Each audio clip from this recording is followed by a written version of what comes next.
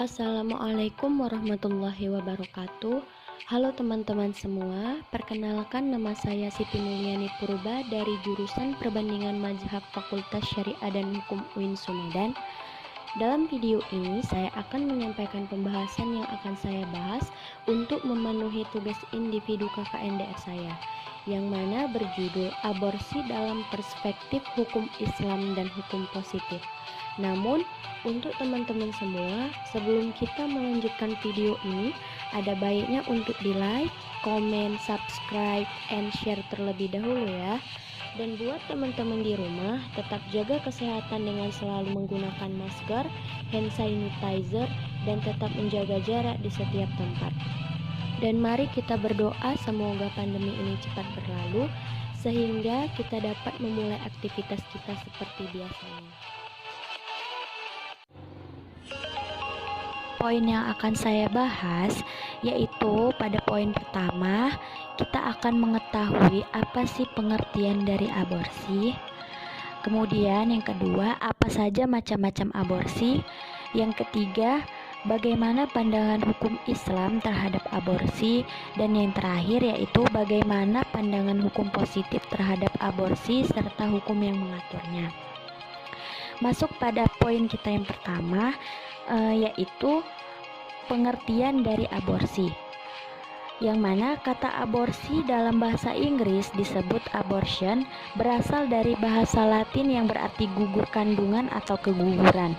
Sedangkan dalam ensiklopedia Indonesia dijelaskan bahwa aborsi diartikan sebagai pengakhiran kehamilan sebelum masa 28 minggu atau sebelum janin mencapai berat 1000 gram. Kemudian, dalam perspektif syara, kata aborsi dikenal dengan ungkapan al-ijhad atau isqat al-ham, yang berarti menjauhkan, mencegah, atau dengan kata lain didefinisikan sebagai keluarnya atau gugurnya kandungan dari seorang ibu yang usia kandungannya belum mencapai 20 minggu. 2. Macam-macam aborsi. Aborsi tidak terbatas pada satu macam, tetapi aborsi mempunyai banyak macam dan bentuk, sehingga untuk menghukuminya tidak bisa disamakan dan dipukul rata.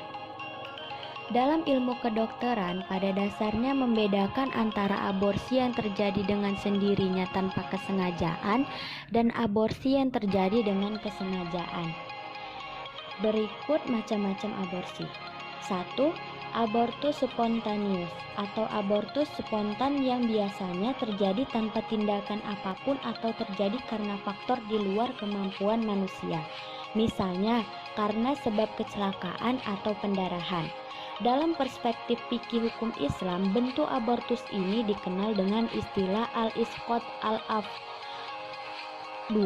Abortus provokatus atau abortus buatan atau disengaja adalah pengguguran yang terjadi akibat dari suatu tindakan. Di sini terjadi karena campur tangan manusia. Pengelompokan abortus provokatus secara lebih spesifik yaitu yang pertama, abortus provokatus medicinalis, yaitu abortus yang dilakukan dengan disertai indikasi medis, misalnya jika kehamilan diteruskan bisa membahayakan jiwa si calon ibu karena misalnya penyakit-penyakit yang berat, antara lain TBC yang berat dan penyakit ginjal yang berat. Yang kedua yaitu abortus provokatus criminalis, yaitu aborsi yang sengaja dilakukan tanpa adanya indikasi medis atau ilegal. Biasanya pengguguran dilakukan dengan menggunakan alat-alat atau obat-obat tertentu. Abortus provokatus criminalis sering terjadi pada kehamilan yang tidak dikehendaki. 3. Bagaimana pandangan hukum Islam terhadap aborsi? Menurut hukum Islam, pada dasarnya aborsi yang dapat terkena hukum hanyalah yang dilakukan dengan sengaja dan bukan terjadi dengan sendirinya. Dalam hal ini, jika aborsi terjadi sesudah melewati proses 120 hari usia kandungan, para kalangan ulama semua sepakat berpendapat bahwa tindakan itu haram dan dikategorikan aborsi atau tindakan pidana pembunuhan, karena masa itu ruh sudah ditiupkan. Dalam Islam, maka jika aborsi dilakukan dengan sengaja akan diberikan sanksi seperti gurah dan kafarat.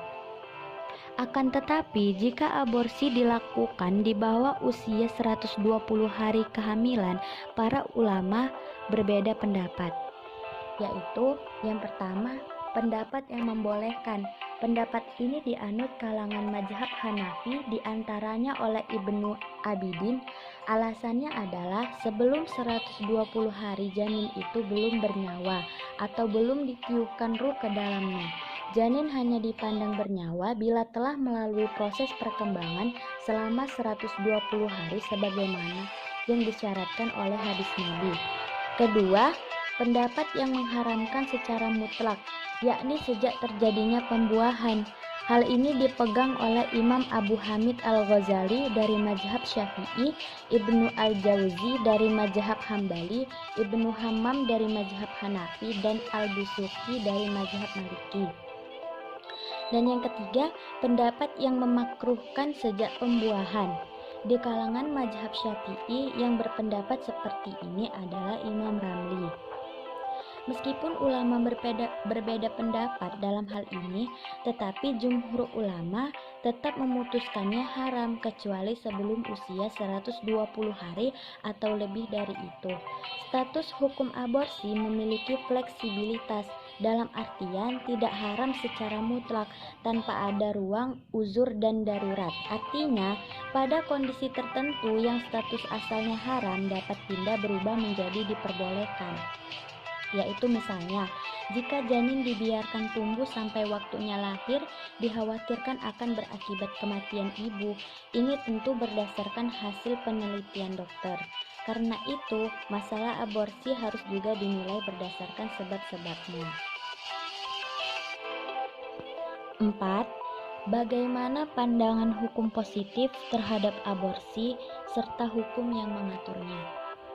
Kitab Undang-Undang Hukum Pidana atau KUHP yang sampai sekarang berlaku di Indonesia menetapkan bahwa aborsi adalah merupakan bentuk kejahatan.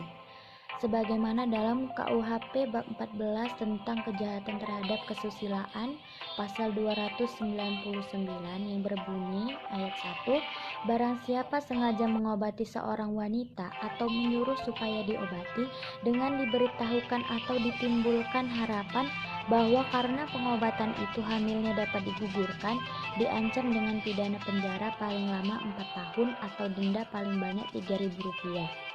Ayat 2, jika yang bersalah berbuat demikian untuk mencari keuntungan atau menjadikan perbuatan tersebut sebagai pekerjaan atau kebiasaan, atau jika dia seseorang tabib, bidan atau juru obat, pidananya dapat ditambah sepertiga. Ayat 3, jika yang bersalah melakukan kejahatan tersebut dalam menjalankan pencaharian, maka dapat dicabut haknya untuk melakukan pekerjaan itu. Kemudian, pada KUHP bab 19 tentang kejahatan terhadap nyawa, pada pasal 346 yang berbunyi, seorang wanita yang sengaja menggugurkan atau mematikan kandungannya atau menyuruh orang lain untuk itu diancam dengan pidana penjara paling lama 4 tahun.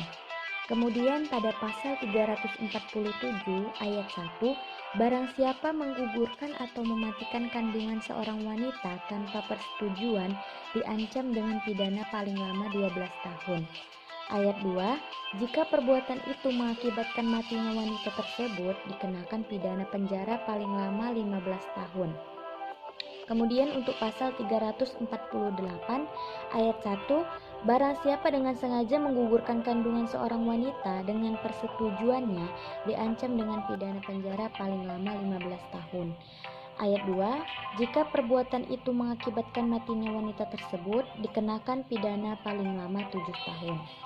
Kemudian pada pasal 349, jika seorang dokter bidan atau juru obat membantu melakukan kejahatan tersebut pada pasal 346 ataupun membantu melakukan salah satu kejahatan yang diterangkan pada pasal 347 dan 348, maka pidana yang ditentukan dalam pasal itu dapat dicabut haknya untuk menjalankan pekerjaan dalam mana kejahatan dilakukan.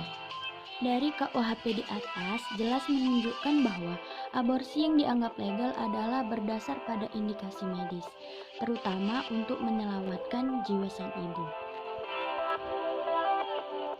Cukup sekian dari saya. Jika ada kekurangan dalam penyampaian kata ataupun kesalahan dari apa yang telah saya sampaikan, saya mohon maaf. Wabillahi taufik wal hidayah. Wassalamualaikum warahmatullahi wabarakatuh.